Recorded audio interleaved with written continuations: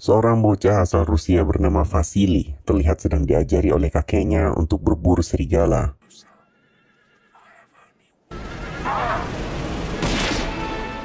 Waktu berlalu dan kini ia telah dewasa dan dalam perjalanan menuju lokasi perang. Di tahun 1942, kebanyakan negara di Eropa jatuh ke tangan negara Jerman. Perluasan wilayah kekuasaannya berkembang dengan cepat. Salah satunya Uni Soviet kala itu berhasil dipukul mundur hingga ke salah satu wilayah bernama Stalingrad. Vasily bersama ratusan rombongan yang baru tiba diarahkan untuk maju ke medan perang. Karena persenjataan yang terbatas, setiap 2 orang diberikan 1 senjata. Jika satu di antara mereka mati, yang lain menggantikan mengangkat senjata. Vasily sayangnya cuma diberikan amunisi.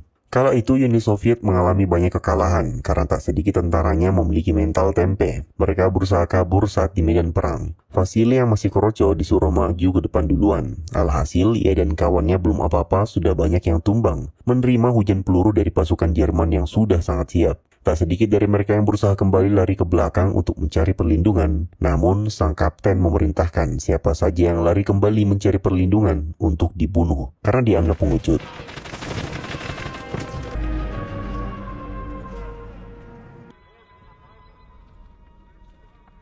Tak lama kemudian, sebuah mobil melintas dengan cepat menghindari berbagai bom dan tembakan, sampai akhirnya terjungkal. Seseorang keluar dari sana dan berhasil bersembunyi di antara tumpukan para mayat yang berada di sebuah bekas kolam air mancur.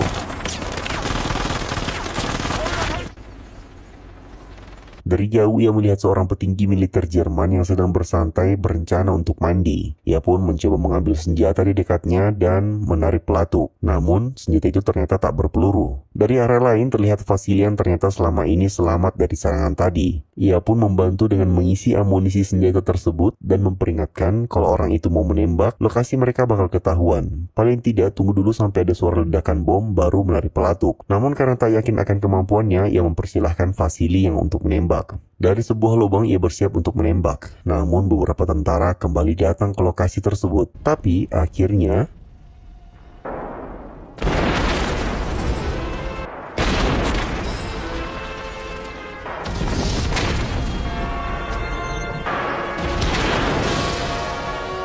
kagum melihat kemampuan Vasily dalam menggunakan senjata. Orang ini pun mulai memperkenalkan dirinya yang bernama Danilov. Ia bertugas di bagian politik militer. Kekagumannya sama Vasily bahkan ia tuangkan melalui tulisan yang bakal dimuat di koran perang. Keesokan harinya seorang jenderal baru diutus untuk memimpin perang di wilayah Stalingrad karena pimpinan yang lama tak sanggup untuk melanjutkan dan memilih untuk bunuh diri. Sang jenderal memperkenalkan dirinya bernama Nikita Sergeyevich. Di bawah kekuasaannya ia langsung meminta pendapat dari para anggota politik militer tentang strategi apa yang mereka harus lakukan agar para pasukan memiliki keberanian untuk memberikan perlawanan dan bukan seperti bayi pengecut yang menangis ketika di medan perang. Tapi tidak ada yang bisa memberikan pendapat. Sampai Danilov dengan berani berkata bahwa untuk membangkitkan keberanian dan kekuatan para pasukan di bawah, mereka membutuhkan contoh pahlawan agar hati mereka tergerak akan kisah-kisah keberanian dan mulai berharap. Ia pun mengajukan satu-satunya kandidat yang ia yakini bisa menjadi contoh bagi seluruh tentara Uni Soviet, yaitu Vasily.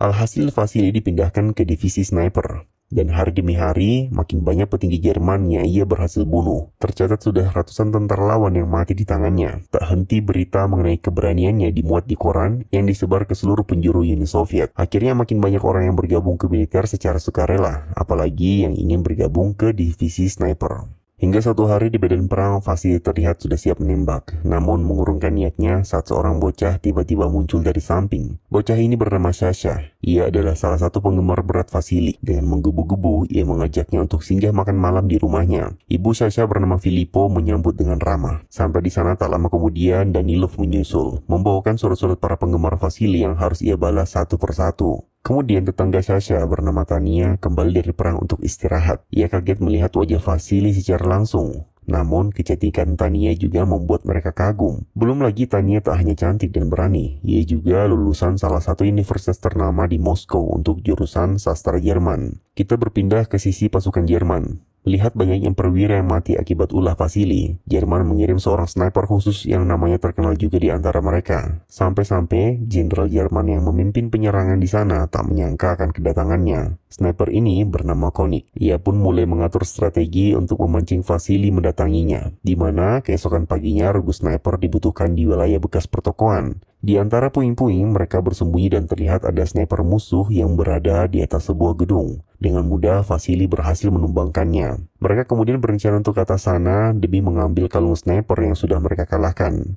dengan tujuan untuk menjadi bukti dan pemberitaan hasil kerja Vasily. Satu sniper lainnya berjaga di tempat awal untuk melindungi mereka dari jauh. Namun ternyata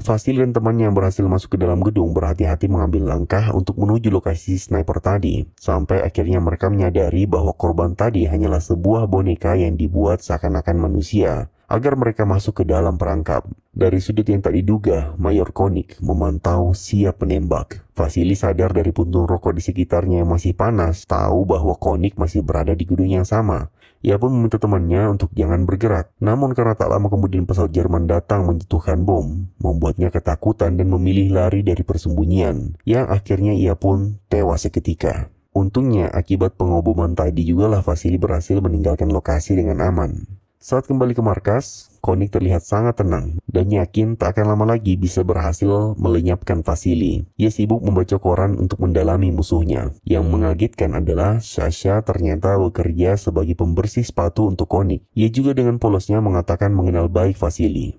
Saat kembali ke base pusat, Vasily memberitahu apa yang baru saja ia alami. Tapi ternyata Danilov sudah sadar siapa si Konik ini. Makanya di tugas berikutnya, seorang tentara bernama Kulikov ikut mendampinginya nanti. Dulu sebelum perang, Kulikov pernah sekolah menembak di mana Konik mengajar. Di pusat, Vasily juga bertemu Tania yang ternyata ditarik ke sana oleh Danilov. Kemampuannya dalam bahasa Jerman dibutuhkan untuk menteraski pesan-pesan khusus dari lawan. Sebelum berpisah, Tania mendoakan Vasily agar selamat dan berhasil memenangkan duel dengan Konik di medan perang nanti. Saat bertemu dengan Jenderal Nikita Sergeyevich, Vasily diagung-agungkan. Para media sudah berkumpul dan menanyakan pertanyaan bertubi-tubi. Namun si jenderal meminta Vasily untuk menatap lukisan wajah Stalin, pemimpin Uni Soviet kala itu, yang ia yakini saat ini sangat bangga akan pencapaiannya di medan perang. Malamnya saat tidur, Vasily dibangunkan oleh Kulikov untuk berangkat ke lokasi di mana mereka dibutuhkan. Mereka melewati jalur gorong-gorong bekas pabrik. Oh iya, ada satu lagi anggota mereka yang bertugas untuk membawa amunisi dan peralatan, bernama Volodya. Di tengah jalan mereka sempat melihat sniper di atas bersembunyi. Namun ternyata orang itu sudah tak bernyawa. Sampai akhirnya mereka sampai di zona merah. Satu persatu mereka menyeberang dari gedung ke gedung lain, sambil menghindari hujan peluru.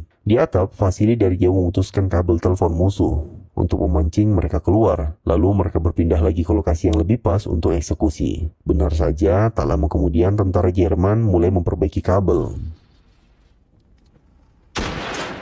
Hari mulai gelap, Volodya bertugas kembali ke base untuk mengambil perbekalan tambahan. Namun di tengah jalan ia malah tertangkap oleh pihak Jerman. Ia pun ditanyai dari gedung mana nanti Vasily akan menembak. Namun Volodya tak mau memberikan informasi sedikit pun. Alhasil ia disuruh memakai pakaian tentara Jerman lalu dijadikan sebagai umpan untuk perbaikan kabel seperti tentara tadi. Dan akhirnya ditembak oleh sekutunya sendiri. Kulikov sadar tembakan tadi membuat posisi mereka ketahuan dan memperkirakan Konik sudah tiba di baris musuh. Ia pun membuat umpan dan Vasily siap menembak. Namun jagonya, Konik tak gegabah untuk menembakkan pelurunya. Alhasil mereka berdua mengira Konik tak di sana dan memutuskan untuk kembali ke base. Mereka kemudian mengambil ancang-ancang untuk loncat melewati lantai yang roboh. Namun saat jalan pulang yang terjadi malah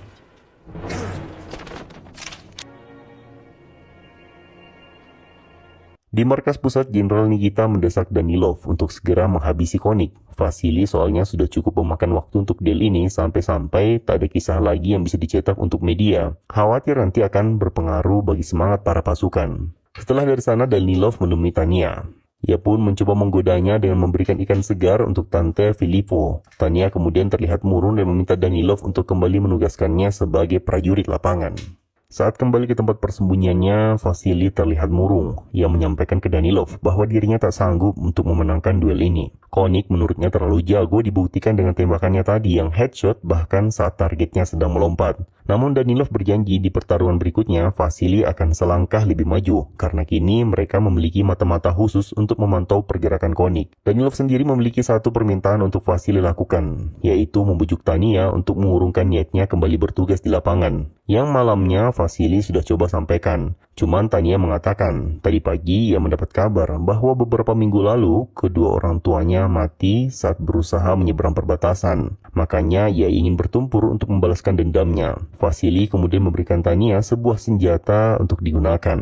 Di tempat lain terlihat Sasha setelah disogok dan berbagi makanan, akhirnya memberikan informasi berupa jalur yang biasa Vasily lalui ketika keluar dari markas persembunyiannya. Keesokan harinya Connie ke jalur tersebut dan memindahkan jasad sniper yang kemarin Vasily lihat. Namun saat standby di sana, ia menyadari Vasily melalui pipa lain dan mengambil posisi di mana kemungkinan Vasily akan muncul. Alhasil saat Vasily dan temannya keluar dari pipa, salah satunya terkena tembakan. Vasily yang loncat ke arah berlawanan hampir terkena tembakan dan naasnya senjatanya terlempar dari genggaman. Walaupun terkena tembakan, teman Vasily ternyata masih bisa bertahan dan kembali ke markas persembunyian untuk meminta bantuan. Vasily yang berlindung di balik tungku besi berusaha meraih senjatanya menggunakan pisau dan tali yang ia sambung. Hal itu berhasil sampai Konik berhasil memutuskannya. Tak lama kemudian, sebuah pesawat tempur menjatuhkan bom dan membuat kaca-kaca gedung jatuh tepat di hadapan Vasily yang membuat Konik dapat melihatnya secara jelas dari pantulan kaca. Tania saat di markas persembunyian mendapatkan kabar bahwa Vasily sedang terdesak. Dengan buru-buru, ia pun berhasil sampai di lokasi. Vasily langsung menyuruhnya untuk berhati-hati dan memberitahu lokasi Konik melalui pantulan kaca yang ia juga bisa lihat. Akhirnya, Vasily memulai strategi baru dan alhasil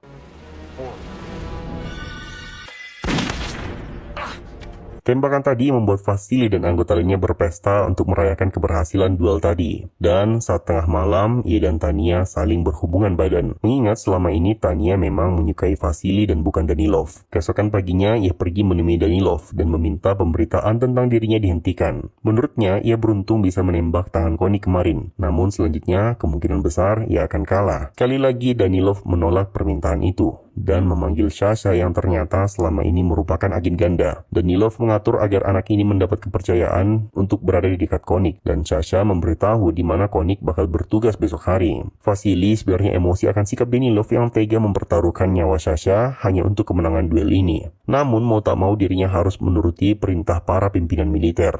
Malamnya, dengan diarahkan oleh Sasha, Vasily ke lokasi lebih dahulu dan bersembunyi di antara tumpukan mayat. Ia sudah mengekar jalur yang kemungkinan besar Konik akan lewati. Namun karena semalaman menunggu, matanya sempat tertutup dan alhasil kesempatan itu berlalu. Konik berhasil lewat dan pagi itu lokasi Vasily bersembunyi menjadi ladang perang. Untungnya ia berhasil selamat. Namun tak lama kemudian para tentara musuh mulai menjadi harta perang dari para korban. Vasily yang berpura-pura pingsan membiarkan kantongnya dirogoh musuh sampai akhirnya kartu identitasnya berhasil direbut dan membuat markas kawan maupun lawan heboh karena mereka mengira Vasily sudah tewas dengan bukti identitasnya ditemukan. Konik akhirnya diperintahkan untuk pulang kembali ke Jerman karena dianggap telah menyelesaikan tugasnya. Namun ia merasa kematian Vasily hanyalah konspirasi semata. Pendapatnya itu ia sampaikan ke Sasha yang sedang menangis karena mengira Vasily telah mati. Konik kemudian memberitahunya sebuah rahasia, di mana besok ia akan bersembunyi di sebuah lokasi stasiun kereta untuk menunggu kedatangan Vasily yang ia yakini belum mati. Sedangkan di markas Uni Soviet, orang-orang mengira Vasily benar telah tewas. Sampai ia muncul dan langsung mencari Tania. Sasha kemudian terlihat bahagia karena perkataan Konik ternyata benar. Ia juga langsung menyampaikan lokasi di mana selanjutnya si Konik bakal muncul untuk duel sekali lagi. Yang dari tadi Tania sudah ke sana duluan karena mengira Vasily akan ke sana jika masih hidup. Keduanya pun akhirnya bertemu. Dan Konik yang berada di lokasi sadar kalau Sasha membocorkan keberadaannya selama ini ke pihak musuh. Di lain sisi dari tadi Danilov mengikuti Vasily dari belakang karena penasaran akan hubungan asmaranya dengan Tania. Melihat keduanya bermesraan secara langsung membuatnya terbakar api cemburu. Sampai-sampai tak pikir panjang berani menulis berita palsu mengenai Vasily dengan mengatakan ia adalah seorang pengkhianat karena lari dari medan perang. Paginya saat mengendap-endap, Sasha berhasil ditangkap oleh Konik dan karena perbuatannya ia digantung di sebuah tempat tinggi yang ketika Tania dan Vasily bangun dari tidur kaget melihat jasadnya terpampang. Tania sebenarnya sudah sangat marah dan ingin membalas dendam, namun Vasily berjanji akan melakukannya.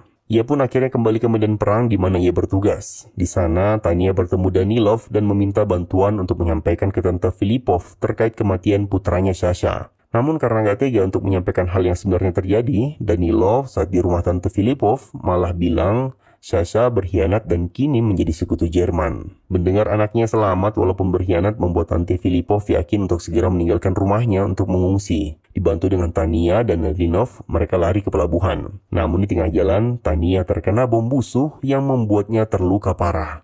Sampai-sampai Danilov mengira kalau Tania sudah tewas dan bergegas ke Vasily untuk menyampaikan kabar buruk tersebut. Padahal nih, habis Danilov meninggalin lokasi, dokter datang dan memastikan kondisi Tania masih bisa diselamatkan. Danilov yang berhasil menyusul Vasily ke lokasi duel, menyampaikan pesan permintaan maafnya yang karena terbakar api cemburu sudah memfitnah Vasily. Ia juga minta maaf karena tak bisa melindungi Tania yang ia pikir mati terkena granat. Danilov mengorbankan nyawanya untuk menjadi umpan, agar Koenig menunjukkan lokasi di mana ia bersembunyi. Don't do that! Koenig yang mengira berhasil menghabisi Vasily tak lama kemudian keluar dari persembunyiannya.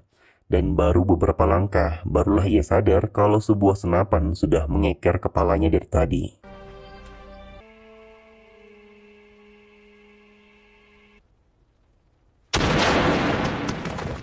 Setelah berhasil membalaskan dendamnya, Vasily memberikan penghormatan terakhir ke jasad Danilov. Dan 3 bulan kemudian, perjuangan Vasily bersama para tentara Uni Soviet membuahkan hasil dengan memukul mundur para tentara Jerman dari bumi pertiwi. Sedangkan terlihat Tania masih dirawat di rumah sakit. Untuk mengabarkan dirinya selamat, beberapa kali ia mengirim surat ke Vasily yang berbuah manis. Karena dari surat tersebut, keduanya akhirnya bisa kembali bertemu. Dan dengan begitu, film pun tamat. Di akhir film, kita diberitahu bahwa Vasily Zaitsev dinobatkan sebagai pahlawan perang, dan senjata yang ia gunakan sampai saat ini masih diabadikan di sebuah museum di wilayah Stalingrad. Terima kasih telah menonton, sampai jumpa di